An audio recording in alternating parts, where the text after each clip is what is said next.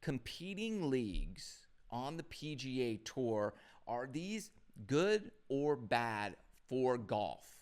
Let me know what you think. Let me know, are the competing leagues, should we have those or should we not have those? Like, okay, think about other sports, like where there's competing leagues. I guess boxing is an okay example. You have different belts that you can win, right?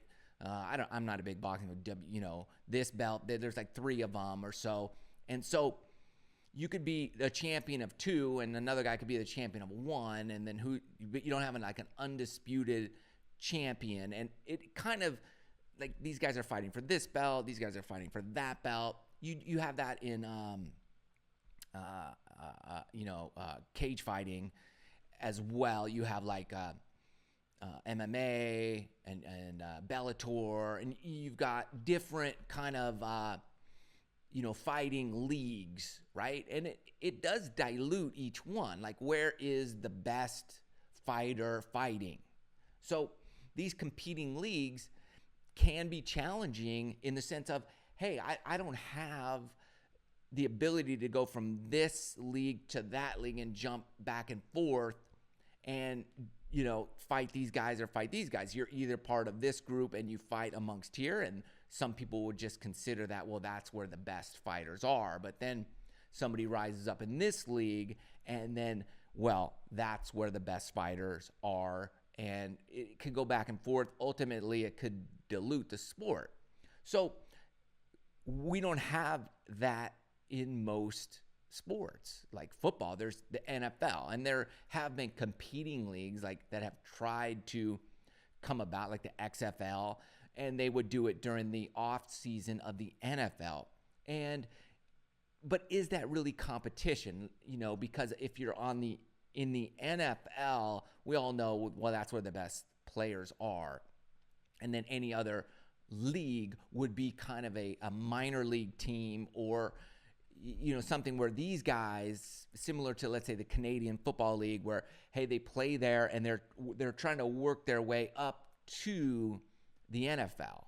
So that's kind of what we see when we have competing leagues now, is that it's more like a minor league version of that. But in those regards, these are team sports. These players aren't necessarily like on the PGA Tour. You're an independent contractor. So you're like a free agent. You get to do what you want, when you want, wherever you want to do it. Sort of, right? With the PGA Tour, you're an independent contractor, so you get to pick and choose your tournaments. However, if you don't play in a certain amount of tournaments on the PGA Tour in a given year, then you aren't given certain perks, money, priority in tournaments. You forfeit your right to play in other events. So and they do this because they want to keep the best players playing consistently, because they want viewership. And let's face it, okay, the PGA has built the PGA Tour and all the other tours that are associated with that, right? The European PGA Tour, the Champions Tour, the LPGA, all the other tours that feed into the PGA Tour. These are all part of the PGA. And so the PGA has done a phenomenal job of building a platform in which these golfers can make a great, incredible living. They've built it, and they let you in, if you're one of the best players in the world, to play and make tons and tons of money, which Phil Mickelson and many other people over the years have done. And guys like Greg Norman have wanted to do other tours over the years, right? That's why probably Greg Norman has still got something against the PGA. Most likely, I would assume he does, because he, in the 90s, wanted to start the World Golf League, and the PGA at that time said, and they strong-armed him and did everything they could to make sure that didn't happen. They did make sure that didn't happen, And then they had their World Golf Championships kind of birthed from that. So they basically, took what he wanted to do and made it part of the PGA Tour. And so change had come, but Greg Norman has really never been a part of that. So I could see maybe some bitterness in there. Who knows what's going on? But nonetheless, the PGA Tour has built this. What is it? What do you want to call it? A monopoly or whatever. They have built this platform in which you, as a player, can come in and compete for millions and millions of dollars every week. So they should own all the things that are associated with what they created, and they do. So even, let's say, I had my media credentials at one point on the PGA Tour, but it was so frustrating because I had a media credential and I could not post any content to my social media that was out of bounds of what they said I could and could not post. And there was only certain areas that I could film anything and post that to anything social media, to the point where, like, I was so nervous, I would film and make videos. I would send it to the media personnel in charge just to get a check off. Hey, is this okay? Can I have this in there? And so I actually sent a video to them. I got a check off. Yes, take this shot out, but the rest is good. I did that anyways. They ended up canceling and revoking my media credential because in that video, there was some stuff that they said I couldn't post. And so I was like, man, this is ridiculous, because what I could do is just buy a ticket and stand 2 feet from where I could stand with my credential and film whatever I want and post that wherever I want on my social media platforms. And who cares? They were doing that. But if I had a media credential, I couldn't do it. So the PGA Tour makes sure that whoever they let in, that they own and control all the media rights that are there. Now, it's frustrating. It was frustrating for me at the time, and I know it's been frustrating for other people in the same regard.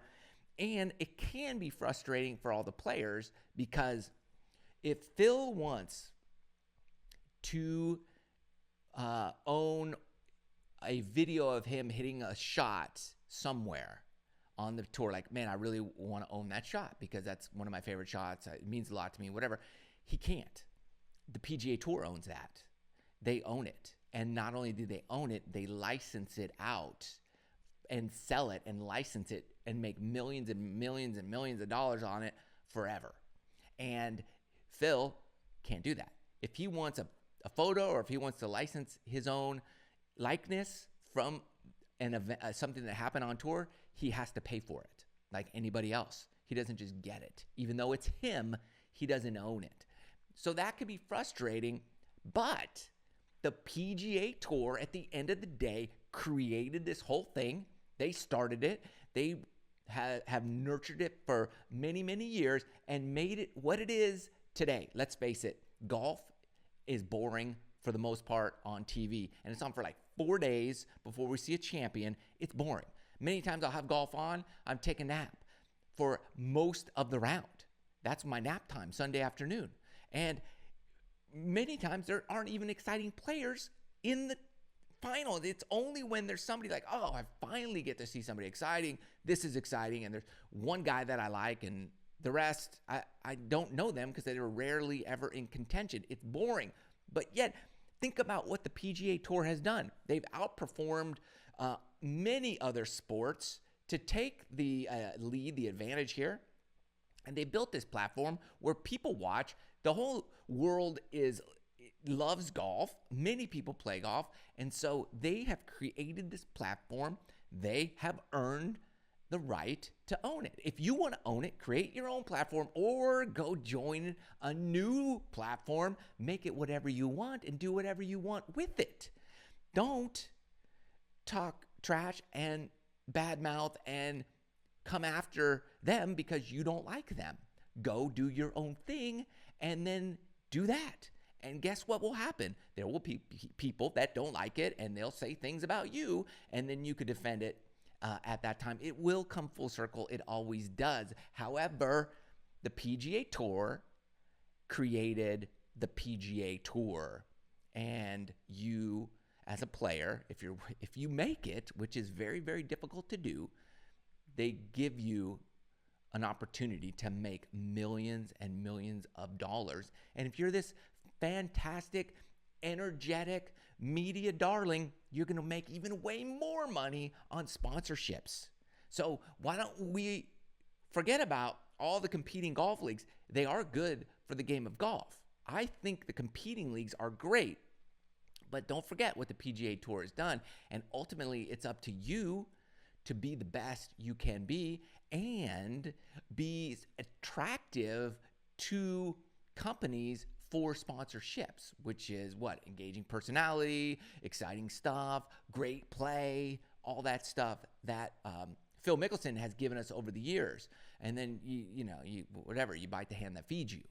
That's not the coolest thing in the world, but the competing leagues, anytime there's competition, it's good because it creates change. It makes you better. It makes you better. When I have competing people, when I'm competing against somebody, I work harder. I focus better. I go after what I want with more intensity and intention.